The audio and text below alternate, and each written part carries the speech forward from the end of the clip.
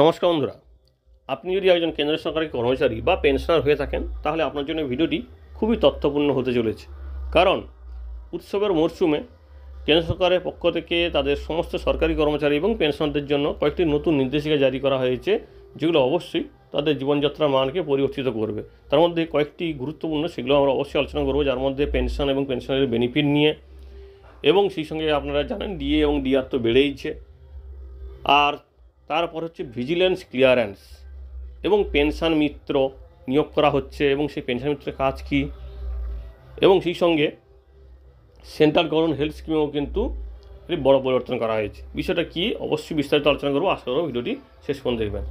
দেখুন, এই বিজ্ঞপ্তিটি এই রকমই দিয়েছে। 29শে সেপ্টেম্বর 2025 এটা বিজ্ঞপ্তি প্রকাশিত হয়েছিল। Comprehensive guideline for timely payment of retirement dues, pension and পেনশনের benefit and issue of pension payment order. এই বিষয়ে কেন্দ্র সরকারের পক্ষ থেকে যে বিজ্ঞপ্তি জারি করা হয়েছে সেখানে কিন্তু এই বিষয়গুলো বিস্তারিত দেওয়া হয়েছে। বলা হচ্ছে, কেন্দ্রের নতুন সিদ্ধান্তের ফলে অবসর গ্রহণের পরে পেনশন এবং অবসরকালীন যে সুবিধা সেগুলো যাতে কোনোভাবে না বিলম্ব হয় তার জন্য সরকারের পক্ষ থেকে এই নির্দেশিকা জারি করা হয়েছে, এবং সেই সঙ্গে পিপিও পেতে যাতে কোনোভাবে না সমস্যায় পড়ে সেটাও কিন্তু বলা হয়েছে।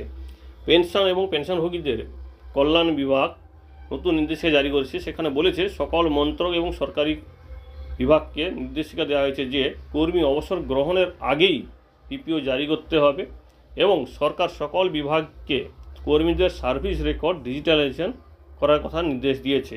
প্রতিটি কর্মচারী রেকর্ড EHRMS সিস্টেমে অনলাইনে আপডেট করতে বলা হয়েছে, এবং পেনশন প্রক্রিয়াকে যাতে আরও সহজে কাজটি করা যায় তার জন্য কিন্তু এই উদ্যোগটি বলা হচ্ছে।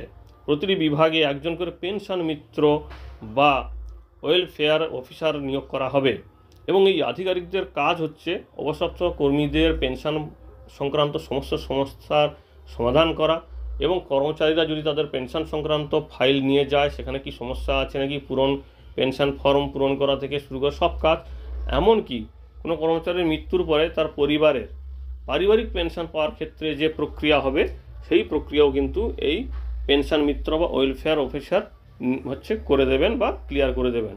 এটা কিন্তু অবশ্যই গুরুত্বপূর্ণ একটি পদক্ষেপ, কারণ বিশেষ করে পেনশনাররা যখন রিটায়ারমেন্ট নেয়, অর্থাৎ কর্মচারী যখন রিটায়ারমেন্ট নেয়, তখন অনেক ফর্ম বা অনেক কাগজপত্রের বিষয়ে তাদের ক্লিয়ার আইডিয়া না থাকার কারণে কিন্তু পিপিওর সমস্যা হয়, যেটা এই পেনশন মিত্রের কাজ হবে। এবং কোনো কর্মচারীর মৃত্যু হলে তার পরিবার যে অসহায় অবস্থার মধ্যে পড়ে তাদেরকেও কিন্তু অনেক সহজে এই ব্যবস্থার মাধ্যমে মুক্তি দেওয়া যাবে।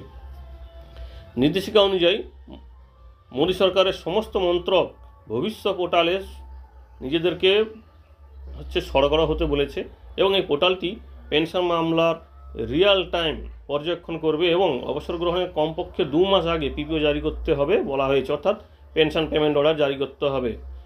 এবং সেই সঙ্গে বলা হয়েছে, পেনশন সম্পর্কিত বিষয়গুলি তদারকি করার জন্য একটা পর্যবেক্ষণ ব্যবস্থা চালু করতে বলেছে, এবং প্রতিটি মন্ত্রকে একটা নোডাল পরিদর্শক থাকবে, এবং উচ্চ স্তরের একটা কমিটিও কিন্তু 2 মাস অন্তর তাদের এই বিষয়গুলো নিয়ে আলোচনা করবে।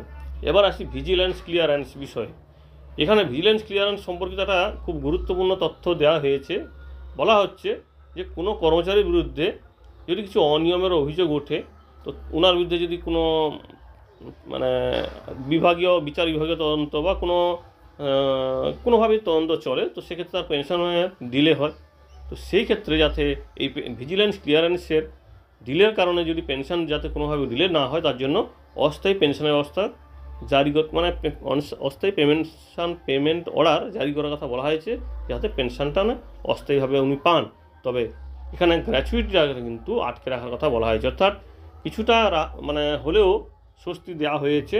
কারণ অনেক সময় অনেক কর্মচারীর বিরুদ্ধে এই অনিয়মের বা কিছু হয়তো গণ্ডগোলের কারণে তদন্ত হয়ে থাকে, তো সেই সমস্ত ক্ষেত্রে কিন্তু তাদেরকে সুরাহা দেওয়া হয়েছে, অর্থাৎ পেনশনটা পাওয়া যাবে, কোনো তদন্ত চললেও তার বিরুদ্ধে পেনশনটা পাওয়া যাবে, কিন্তু গ্র্যাচুইটিটা বন্ধ থাকবে। এবং সেন্ট্রাল গভর্নমেন্ট হেলথ স্কিমে বড় পরিবর্তন করা হয়েছে। প্রায় 15 বছর পরে সেন্ট্রাল গভর্নমেন্ট হেলথ স্কিমে চিকিৎসা এবং চিকিৎসা প্যাকেজের একটা পরিবর্তন করা হয়েছে। প্রায় 46 লক্ষ সুবিধাভোগী এর সুবিধা পাবেন। 13ই অক্টোবর থেকে এই নতুন নিয়ম কার্যকর হয়েছে। এখানে নতুন হার দেওয়া হয়েছে, এবং তার বিজ্ঞপ্তিও কিন্তু তাদের ওয়েবসাইটে দিয়ে দেওয়া হয়েছে, এবং এখানে কর্মচারী এবং পেনশনভোগী উভয়কেই কিন্তু স্বস্তি দেওয়া হয়েছে কীভাবে চিকিৎসার খরচ কমানো হয়েছে, এবং চিকিৎসা পদ্ধতিটা আরও সহজ করা হয়েছে, অর্থাৎ চিকিৎসা যাতে তারা সহজে পায় সেই পদ্ধতিটাকে কিন্তু আরও সহজ করা হয়েছে। এবার আসি ইউনিফাইড পেনশন স্কিম। আপনারা জানেন কেন্দ্র সরকারের পক্ষ থেকে এনপিএস থেকে ইউনিফাইড পেনশন স্কিম বা ইউপিএসে যাওয়ার একটা সুবিধা দেওয়া হয়েছিল, যেটা 30শে সেপ্টেম্বর লাস্ট ডেট ছিল, কিন্তু সেটাকে ডেট বাড়িয়ে আবার 30শে নভেম্বর পর্যন্ত করা হয়েছে। অর্থাৎ 30শে নভেম্বর 2025 পর্যন্ত আপনি এখনও এনপিএস থেকে ইউপিএসে যেতে পারবেন। তার জন্য এই পোর্টালটি বা এই সুবিধাটি আরও সময় এক্সটেন্ড করা হলো। তবে এটা কিন্তু আপনাদের এর আগের একটা ভিডিওতে আমরা বিজ্ঞপ্তি সহ বলেছিলাম, আপনি যদি এনপিএস থেকে ইউপিএসেও যান, পুনরায় আবার ইউপিএস থেকে এনপিএসে আসতেও পারবেন। এটা কিন্তু একটা সুবিধাও আছে। তো আপনার যদি এখন এনপিএস থাকে তাহলে আপনি ইউপিএসে যেতে পারেন। এরপরে আসি লাইফ সার্টিফিকেট বা জীবন প্রমাণপত্র। সমস্ত পেনশনারদের কিন্তু 30শে নভেম্বরের মধ্যে লাইফ সার্টিফিকেট জমা করতেই হবে, কারণ না হলে কিন্তু পেনশন বন্ধ হতে পারে। আশা করব আপনারাও সময়ের মধ্যে পেনশন চালু রাখার জন্য লাইফ সার্টিফিকেট জমা করবেন 30শে নভেম্বরের মধ্যে। সেটা কীভাবে করবেন সেটা নিয়ে কিন্তু আমাদের ভিডিও আছে, চাইলে সেটা দেখে নিতে পারেন। আশা করি তথ্যগুলির মধ্যে কোনো না কোনো একটি আপনার অবশ্যই কাজে লাগবে। ধন্যবাদ।